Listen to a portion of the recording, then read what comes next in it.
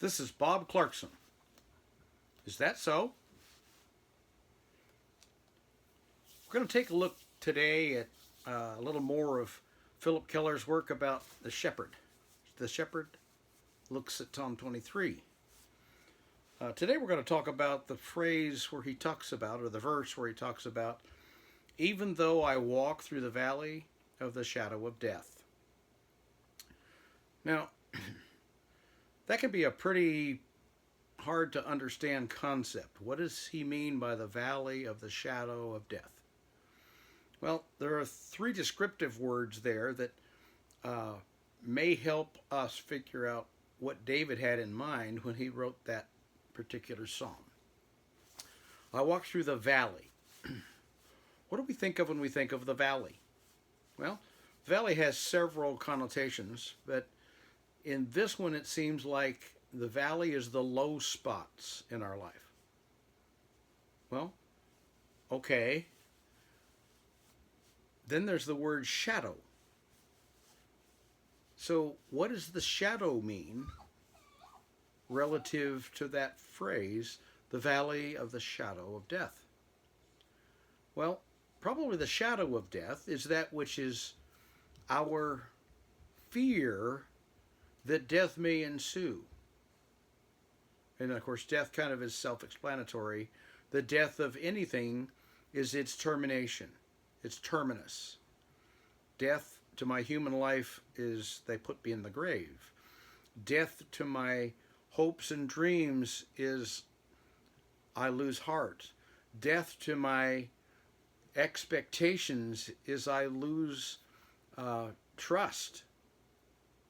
Death is the termination of anything that I have hoped for or want to hang on to. Now, even death in relationship can be expanded beyond the physical death to simply, I reject you summarily as a person, you're dead to me. So I can be a murderer without even picking up a weapon, because my heart is its own weapon. So when David's talking about, yea, though I walk, yes, though I walk through the valley, the low spot of the shadow, the expectation that I might end up losing this of death, it'll be gone. I will fear no evil. Okay, well, let's pull that whole thing together. Though I walk through the valley of the shadow of death, I won't fear the actual death or anything short of that that is a strong disappointment or discouragement to me. Now it says, without hope, the people perish.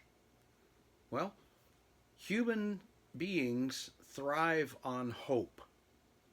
The hope that something is going to happen, the hope that something is going to feel good to me, the hope that I'm going to get something that I want out of the things I get pleasure in. It could be ball games, could be sports cars, could be sports stars, could be superstars, could be Hollywood stars, could be anybody I admire.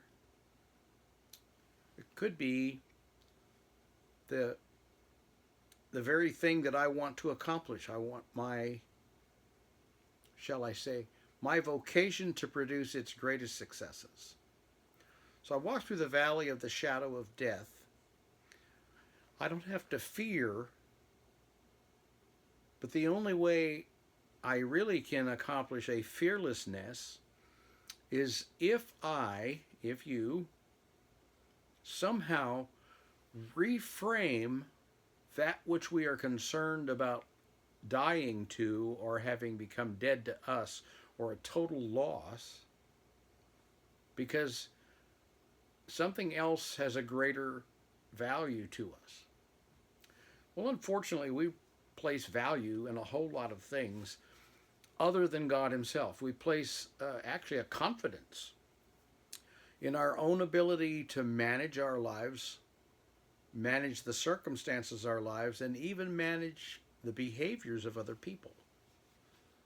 Now, the valley of the shadow of death is that place for me that I'm actually having to look up from where I stand in the low spot, the valley of the shadow of death, the place where I am looking up, afraid that something I have hoped for, dreamed, or desired is gonna just die and I won't get it.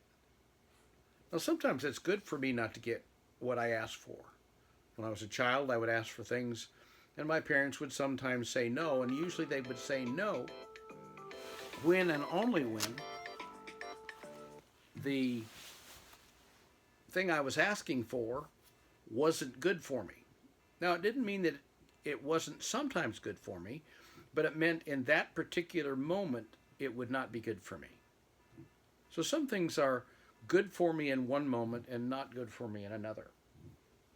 So when I'm walking through the valley of the shadow of death, this is one of those places where I may be told no by someone who has a greater power than I do and can enforce the no and terminate the ability to achieve that particular desire or get that particular thing.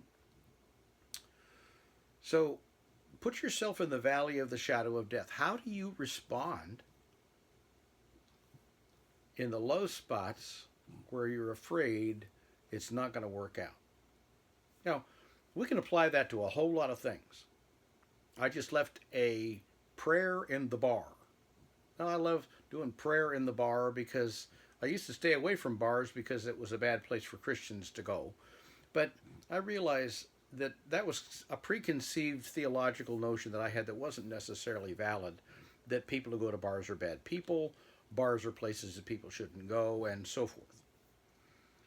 Because drinking in and of itself isn't a sin.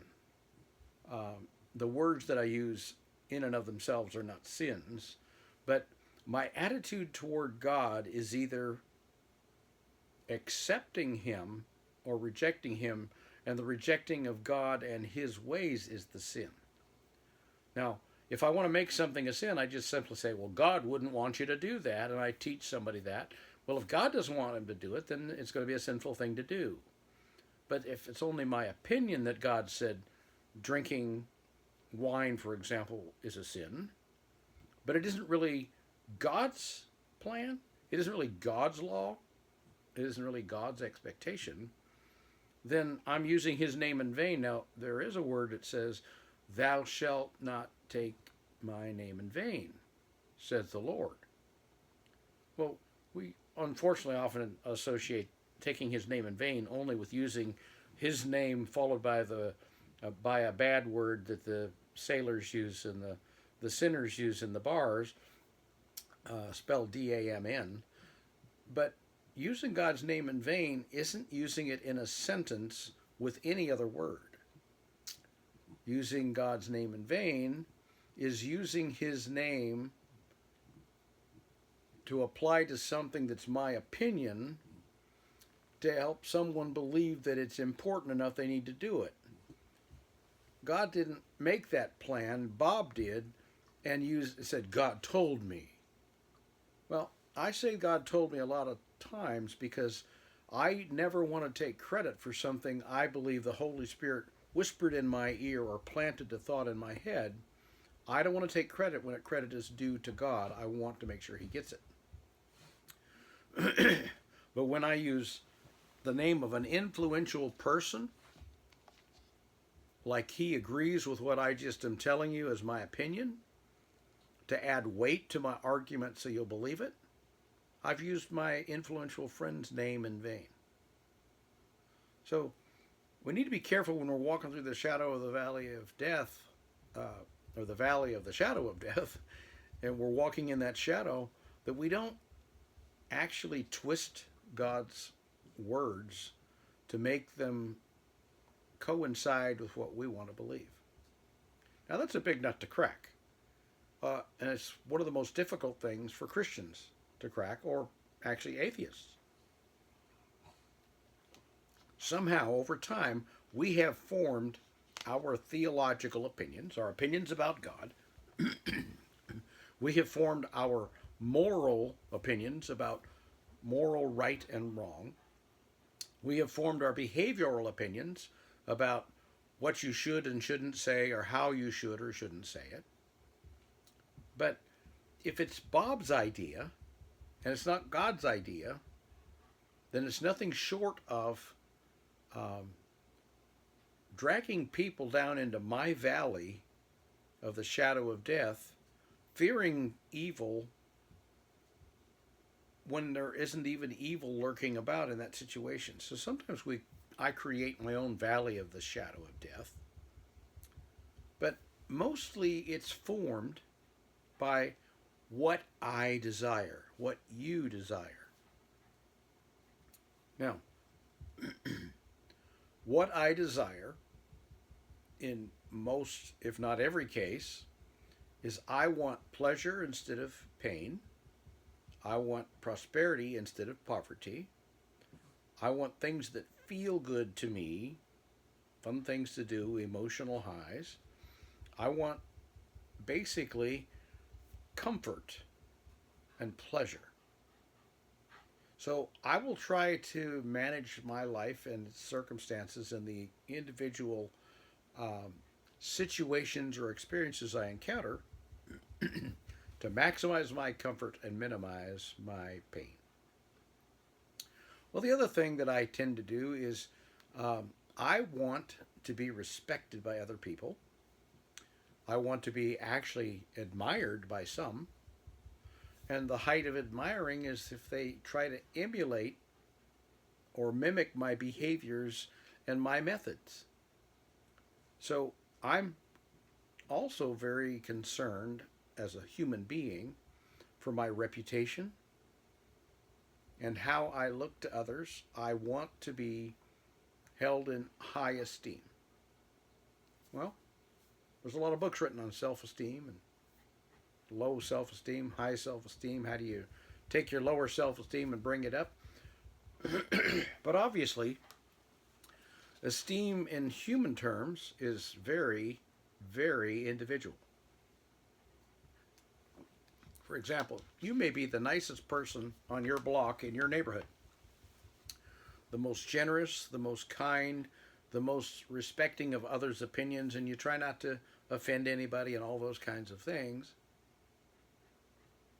But you're still going to have some neighbors that hate your guts or dislike you a lot or will talk junk behind your back. Because my character is more determined by the people who are looking at me. Each individual determines their own assessment of my character, how good it is, how bad it is. So no matter how good I live according to my own rules and guidelines and ways and means of living, my character is really determined by how other people see me, even if all of their facts are wrong, all of their opinions about me are wrong. But I can only live one life. I will live that life to the best of my ability. Now, when it comes to this walking through the valley of the shadow of death, what I see in this passage now, and I didn't see it for a lot of years before, is that the valley of the shadow of death for me may be radically different from yours. But in another sense, they are identical. We are about to lose something we wanted desperately. It could be reputation. It could be comfort. And it could even be control. I want to control you, or I want to control the circumstances. I want to fix the problem. All the washout, the floods up in at the Asheville, North Carolina area and further points west over toward the Tennessee border, just a total mess. One of the worst per capita disasters in history. And yet, the valley of the shadow of death, for them, is the loss of their homes, the loss of their materials, and so forth. But it's giving other people an opportunity to rush in and help them in their valley of their shadow of death and help them out of it, into the sunlight, back to normalcy. But the valley of the shadow of death really relates more specifically to my relationships with everyone. Relationship is about the acceptance of another person, of me as a valuable person, just the way I am, just the way I was born, just the way I was made. We're all born with our own personalities. We can't change them. They come at birth and we're stuck with them.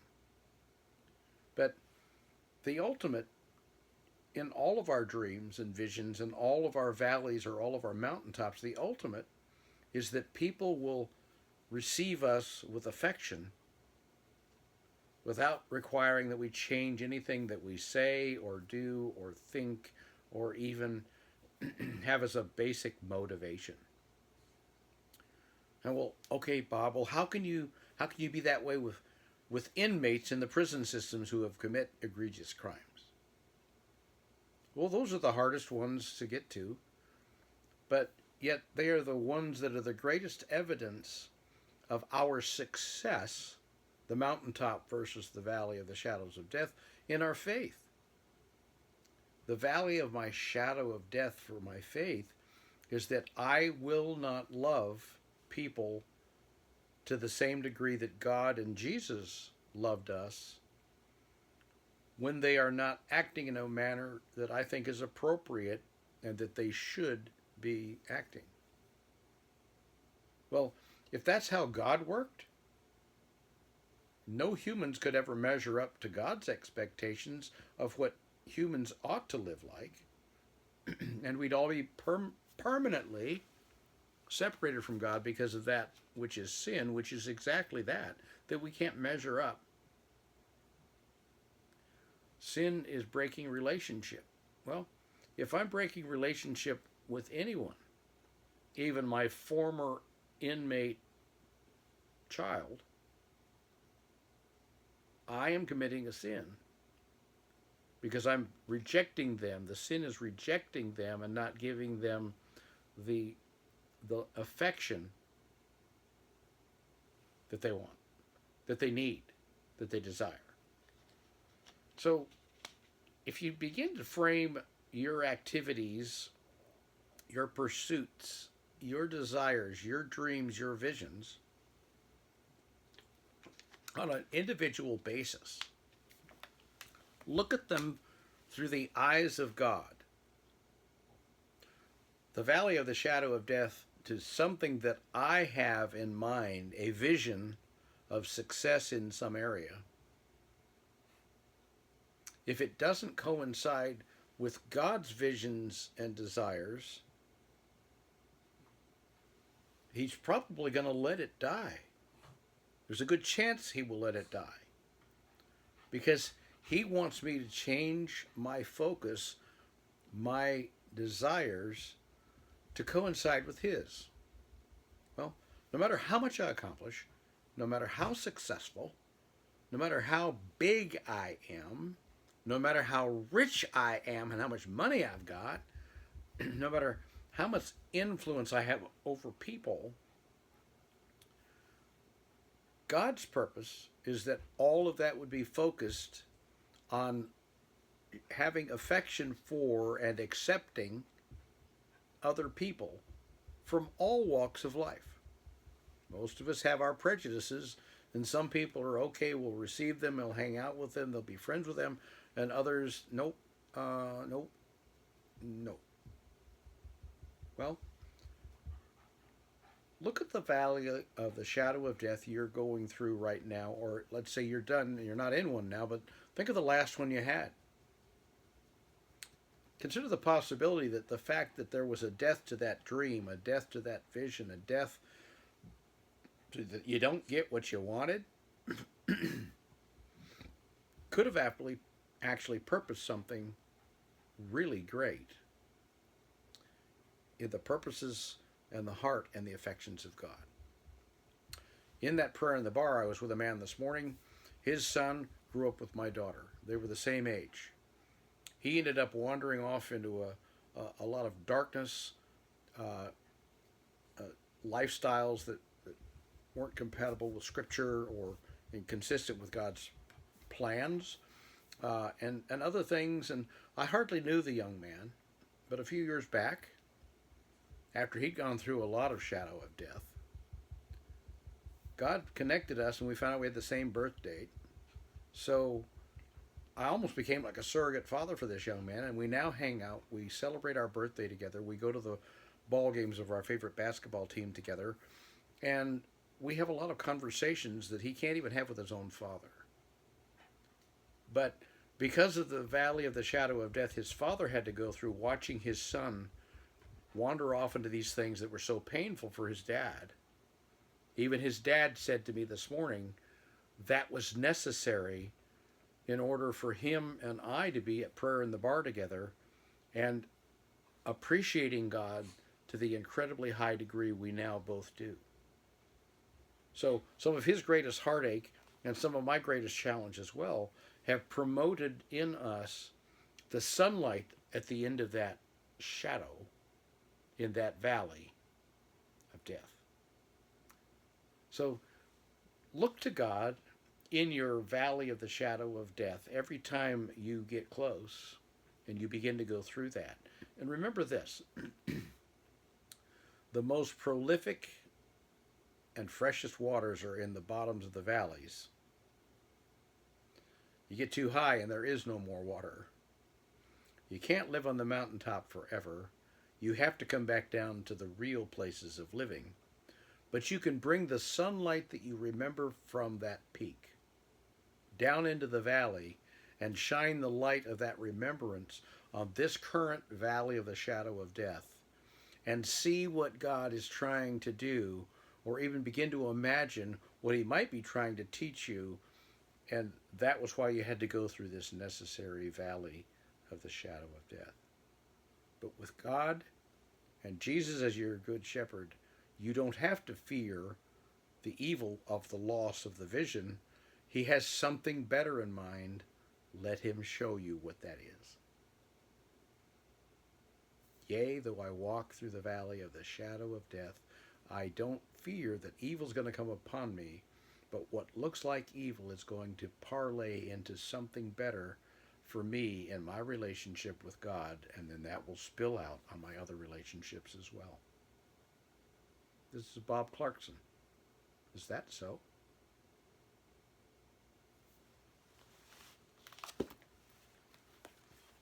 Okay, thank you. As I got in my car over at the prayer in the bar coming over, I said, okay, God, I haven't had a chance to look into any detail besides that one phrase, so you're going to have to speak this morning because I don't have anything to say. Well, actually, this weekend I'm probably going to lay low. I think coming up soon, I'm going to be doing some things with some people down in Raleigh, so I'll be on the road a bit, looking at a ministry called Ignite with college students. And I'm hoping to be able to see what they're doing and then get another opportunity to come back and show them what I'm doing and see if they can bring these kinds of teachings into that college ministry where they're bringing people to Jesus. Now I'll show them how to live with Jesus. So anyway, it's going to be, I think, an easy, relaxed weekend. So I love you too. I hope you have a great day and a great weekend. Okay. Talk to you soon. Thanks.